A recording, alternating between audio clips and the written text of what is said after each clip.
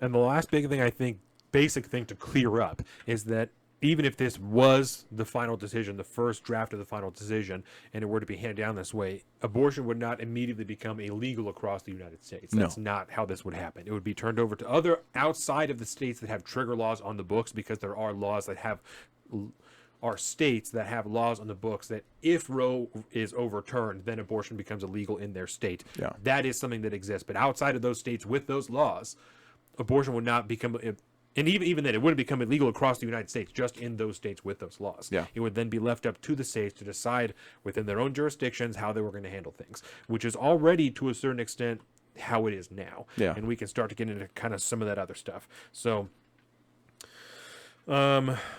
let's talk about the leak itself, right? Yeah, I feel like that's the best place to start. Let's start here, because there was a lot of language, especially right after this happened, that, well, the leak doesn't even matter. And to discuss the leak is just a distraction from the real discussion of Roe v. Wade. And really, the main point is abortion rights. Abortion, abortion, abortion. The leak doesn't matter.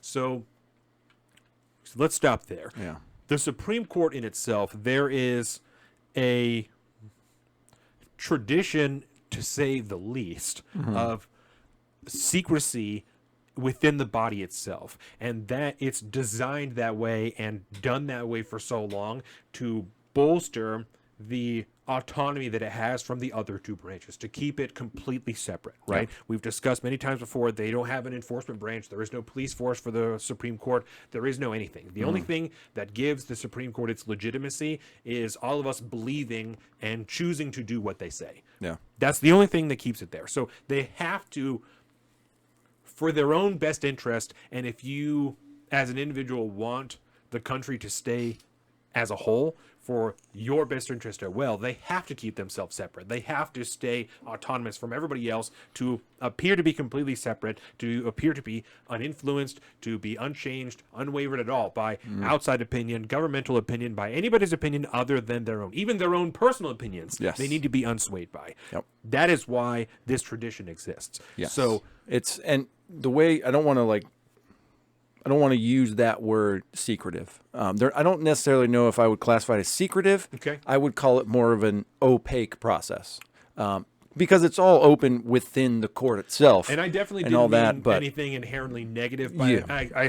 I appreciate that, because secret, especially speaking in a governmental context, does it's got a weird context. It has an undertone of negativity. I don't think anybody misunderstood, but it's no, and that's, I appreciate it. It's just to keep it transparent and objective, that there isn't any negative intention in that opaqueness, in that secrecy. It is, again, to keep them sovereign, to keep them autonomous from the other two branches. Yeah, the separation of powers is not just fancy words on a paper.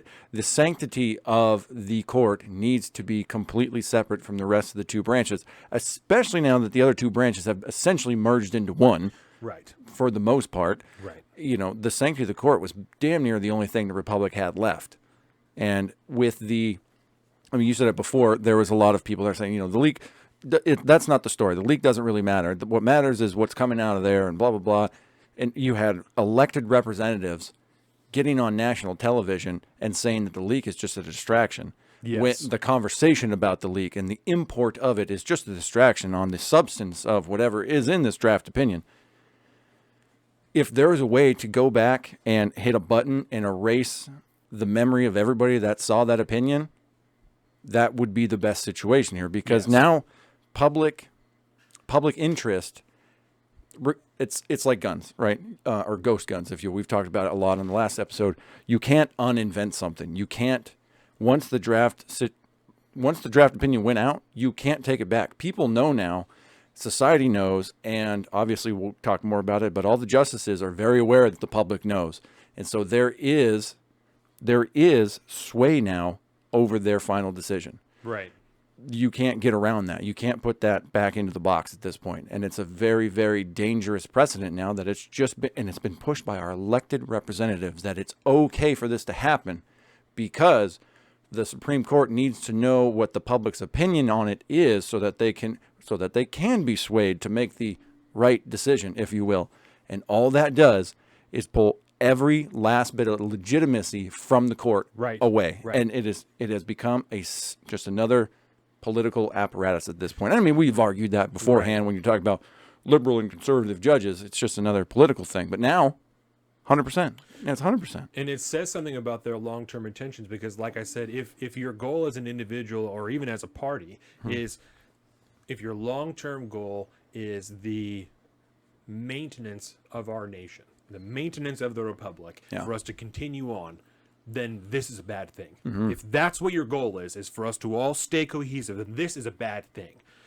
And if you're not against it, then that says something about what your intentions are, what your goals are. That you don't care about this. Well, I don't care. I don't care whether they have legitimacy, because in the end of the day, you know, we that turned into arguments of expanding the court, overdoing the filibuster, all the things, and saying that, claiming that the court is legislating via opinion.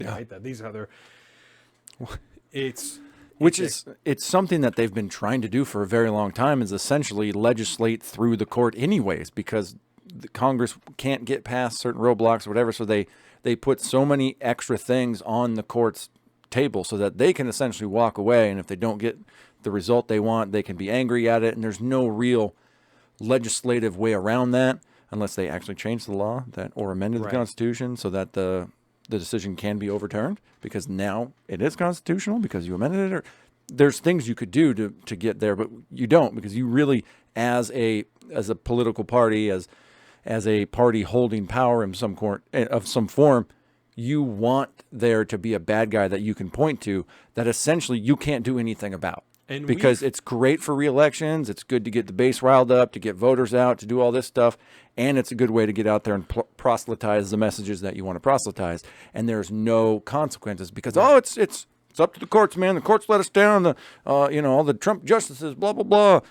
And we've heard, I should have come up with a list to have, but we've seen that in the last few years from Democratic legislators, and I'm sure conservatives as well, talking about how Supreme Court decisions haven't gone as far as they think they could have. You know, they didn't decide as far as they could have. They didn't go as far as they could have, or turning down certain decisions that they should have taken up and saying, well, this doesn't need our eyes. It should be handled in a lower court. There's been a lot of language of that. Well, why aren't they handling this? Why aren't they handling this? Because they're telling you as legislators that it's your job. It is incumbent upon you to solve this issue and not them. And they don't, as you said, the legislators don't then take them back upon themselves. They just complain about the Supreme Court that they aren't doing their job. Political liability. Yes. That's the term I was looking for. That's they get rid of their political liability at 100%. That point. And it's just a football. It's a political football, just to be passed back and forth, and they don't care because you said it's out of their hands. No one's name is on it at that point. It's just an argument of whose fault do you think it is? Do you think this is a legislative issue, or do you think it's really a judicial issue? Is this a civil rights issue, or is this something as simple that legislators can handle? You know?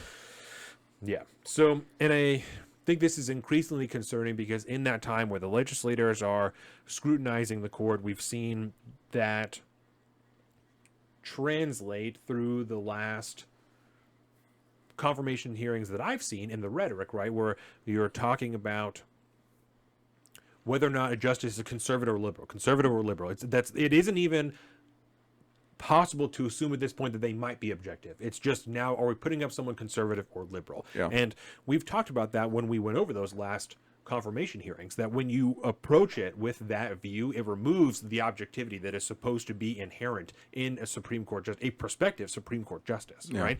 And it increases that scrutiny and the questioning, suspicion,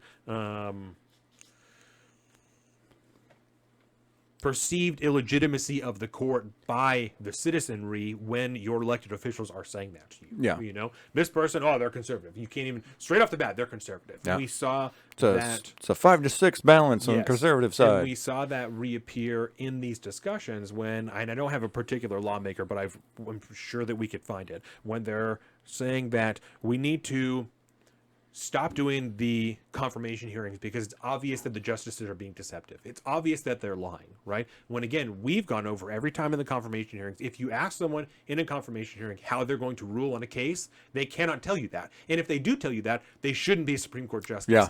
And now we're turning that as legislators and twisting it to, because they wouldn't tell us, and then they ruled in a way that we said that they would, they're lying. Yep. They're lying because they're ruling how we said they would and they said that they wouldn't. Now they're liars. So we can't even trust they're being honest in the confirmation process. It doesn't work. We need to expand the court. We need to do away with the filibuster, and we need to move on. I'm serious. Yep. Like that's how quickly it turned within days. So to quick. Expand the court, remove the filibuster. Then we need to vote on Roe immediately. All of this. We need to completely change the process of confirmations because it's not working. Oversight is not working at all.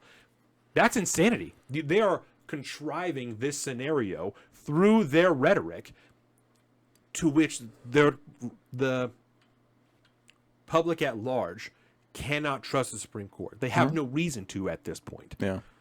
Yeah, when they've become so delegitimized, and it's not even necessarily through their own doings. It's through the legislature has made them an illegitimate body by convincing the public that they are, bye baby, have a great time at the gym. Like you just said, like you're influencing the court at that point. You're making it a political mechanism, and once you convince the public that all these judges lie and they're not telling us how they're going to vote and do all this stuff, then people get upset about that because they don't understand how the system's supposed to work.